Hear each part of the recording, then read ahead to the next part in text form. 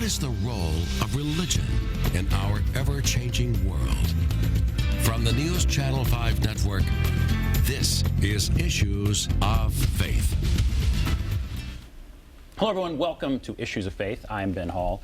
Today, a closer examination of the parables of Jesus, a new book just out called Short Stories by Jesus, written by Amy Jill Levine of Vanderbilt Divinity School, examines the many parables of Jesus. And we're very happy to have Amy Jill Levine with us. Thank you for being here. Delighted to be back. So, how often is Jesus recorded in the Bible as speaking in parables? Actually, most of the things that he says are not spoken in parables, but they're so memorable that the parables wind up sounding like the hallmark of his teaching. Ironically, the Gospel of John has no parables, so we have to go to Matthew, Mark, and Luke to get them. Your goal with this book, what were you, when you sat down to write it, what was your goal? Yeah, there are a couple of things that interest me. I teach in a divinity school, so I work with people who preach this material or will preach it.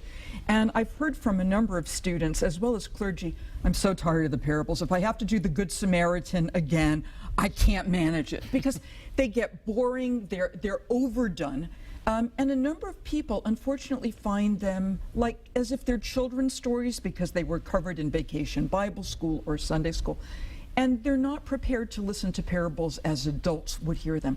So what I wanted to do was get that interest back, to try to get a sense of what the first audience, Jesus' first audience, would have taken away from those parables. People who didn't know he was going to die, people who didn't know that there would be a religion founded in his name, a bunch of Jews in the Galilee who were listening to a storyteller. What are they hearing? Because if we can hear that, we can get back the profundity and the punch of these stories. Have we lost that? Have we kind of simplified these parables in such a way that we have lost what the people who heard them in that time would have taken away from them? Yeah, I think very much we have. The parables have become sweet, they become platitudes, they make us feel comfortable. So we hear something like the parable of the Prodigal Son, and we're told God loves us no matter what sort of mistakes we make. And that is a splendid, splendid reading, and I don't want to take that away. But I don't think that's what people in the first century were hearing, because the parable is not about forgiveness and it's not about repentance. At least I don't think it is originally. It's so much more complicated. And even the disciples at times had a difficult time understanding exactly what Jesus was trying to tell them, right? Absolutely. I sometimes, you read and you go, why don't you just say it? Yeah. But there's so much more going on here, right? Right, that's exactly right. He treats the people with whom he's working, whether the crowds or the disciples or the Pharisees, whomever, he treats them with enough respect to say, work on this on your own. And that might be the best form of teaching. So he's not going to spoon feed them. What the parables generally do is tell us what we already know deep down inside but don't want to admit, about how best should we get along with our neighbors, about how best should we function in an economic world, about how should we understand politics or parenthood. But if we come up with the answers on our own using those parables as prompts, we're much more likely to internalize the message and then be able to act on it. And they do take on perhaps different meanings for different people. If you are a poor person, you may interpret this differently than if you're a wealthy person. Absolutely. And that's just a basic thing. Is that part of their brilliance? Is that part of their design? I think any story can be interpreted in multiple ways. And we see that with movie critics. Oh, this was fabulous. No, it was dreadful. So as soon as Jesus tells the parable, it then blossoms into multiple interpretations. And we've seen that through the centuries. We've got 2,000 years worth of interpretation of these things. There are a number of parables that begin, there was a rich man who. And generally when we have parables that begin, there was a rich man who, it's not going to be good news for the rich man. Right? So if I'm a poor person and I hear that, I might have a different takeaway than if I'm a rich person and I hear that. Sure. So was that standard operating procedure back in that time, to talk in stories, to use parables, or was that unusual? Was Jesus doing something that was very, very different? And then at the same time, we have to remember there wasn't a reporter there transcribing every word. Right. I mean, the Gospels were written years later. So these things were passed on over years before they were finally put down. So I mean, that fascinates me too. But was that standard operating procedure in the time to speak in stories and kind of inform people in that way? Yeah, very much so. And here's a point where being historically oriented helps. Because today when we hear parables, we think they're just simple stories or moral tales. But Jews understood from the scriptures of Israel, the Christian Old Testament, what the synagogue would call the Tanakh, there are lots of parables there. And parables were designed to indict. If a parable is told directly to you, run away because you're about to be indicted. They're designed to shake up the status quo, to get us to see the world otherwise. So the general reaction to a parable is, I don't think that I like that, because it's telling me I should be a better person than I am, or it's telling me that my world can be even better, but I have to work at it. So Jesus is tapping into a genre already recognized by people at the time. And again, what you're trying to do in this book is take us back to that time and how they would have understood it. And so what is one, and I'll even ask for another later, but what is a parable that is interpreted in a way now, and you mentioned the Prodigal Son, that may have been looked at entirely differently back then, and kind of illuminate us on that? Yeah. Even if we look at titles, that gives us a sense of how we have interpreted these parables. The Prodigal Son, which is only in the Gospel of Luke chapter 15, starts out, there was a man who had 2 sons, which means that the original audience is not hearing the story about just Junior, the prodigal. They're actually hearing a story about a man who had 2 sons. But as soon as Jesus begins the parable with that opening line, every Jew knows the plot line because they know the scriptures of Israel, where there were lots of men who have 2 sons. Adam has 2 sons, Cain and Abel. Abraham has 2 sons, Ishmael and Isaac. Isaac has 2 sons, Jacob and Esau. And every Jew knows, go with the younger son. Right? The older son is going to wind up to be a murderer or violent or not terribly bright. Go with the younger son. The thing about parables is they never quite go the way you think they're going to go, because they shake up our worldview. And what do we find with Junior? He's the younger son, but we do not want to identify with him. And what happens toward the end, toward the middle of the parable, is the prodigal comes home. And if viewers have not read this, go read it. Right? You can pick up a Bible in any hotel; they're available. And we hear about how the prodigal has come home and Dad has welcomed him, and there's a big feast and all that. And first century Jews are thinking, wait a minute, there were 2 sons. What about the other one? And we're told that the older brother is out in the field and he hears the sound of music and dancing. The Greek is actually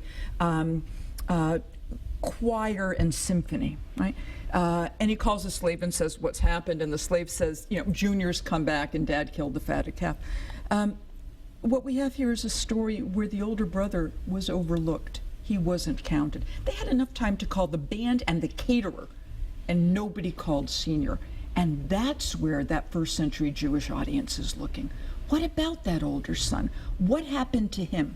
If we call it the parable of the prodigal, we're probably miscuing how that original audience would have heard it. They're thinking about that lost older son whom Dad didn't count. And is it too late for Dad to bring him back in? So our very title today skews it. Absolutely. That is interesting. And what's another one? I mean, that's fascinating. So that is how they would have seen it. They would have seen, we should have been looking at the older son, whereas we're all focused on the prodigal son and the father. What's another example? The book is fascinating. It's really interesting. You get into about a dozen parables, and each chapter in the book, you go through a parable. It gets its own chapter, which is good. What's another parable that maybe is looked at differently today than was back then? Yeah, and the Good Samaritan might be, along with the prodigal, probably the most famous of Jesus' parables. And the way it's often read today is the Samaritan is the oppressed minority group, or the Samaritan is the marginalized person. And we're supposed to read the parable to say, those people are nice too, right? Or we simply talk about Good Samaritan as if it's a perfectly normal way of referring to somebody. But just take that into a modern, he's a good Mexican. He's a good Muslim. I mean, that's today a somewhat offensive term, because it's presuming that all the rest of them, not so much. If we look at the Samaritan as the oppressed minority group, we're miscuing the first century. Samaritans are not the oppressed minority group. They're the enemy. And in case we missed it, because we missed that lecture in our Introduction to New Testament course, Luke, the writer, tells us that, because Luke is really, really smart.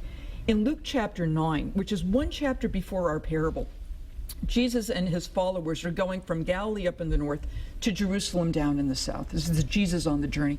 And they stop off in a Samaritan village, and Jesus is looking for hospitality. And the Samaritans refuse him hospitality because his face is set toward Jerusalem.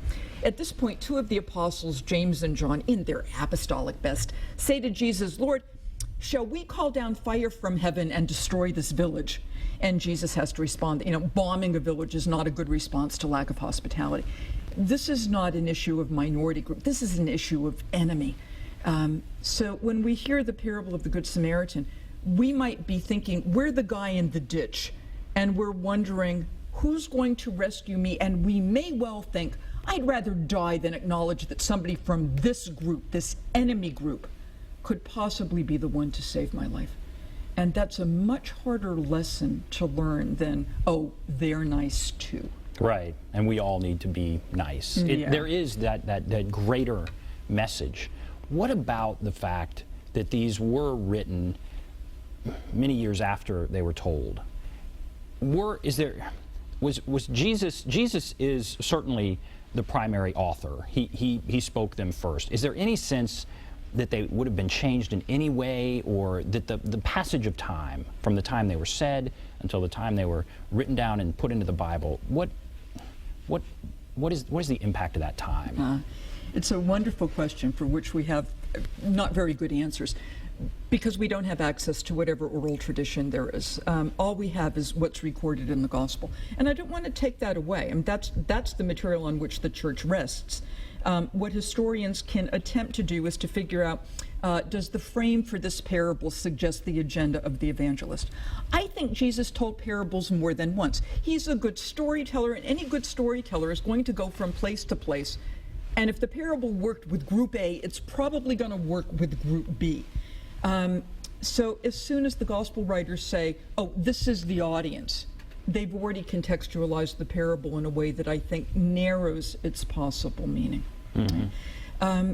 Stories, folk tales, fairy tales, moral stories, say like Aesop's fables, those tend to remain fairly consistent over time, and we know that from oral storytelling cultures today. You can even see that with something like Cinderella or the Goldilocks and the Three Bears.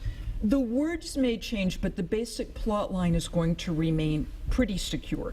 So I have a feeling that although Jesus spoke in Aramaic and the New Testament is written in Greek, and most of us are reading it in English, and Jesus lived in the early part of the first century, and the Gospels are written in the latter part of the first century, I think for the most part the parables are fairly consistent with what actually came forth from Jesus' lips. And that is true with fables and that kind of thing. It does, maybe a couple of words change, but the basic story does stay the same, even though they're told generation after generation. That's interesting. All right, we're going to take a break. We'll come back. We'll talk more about this. Short Stories by Jesus, a new book by Amy Jill Levine. Be back right after this.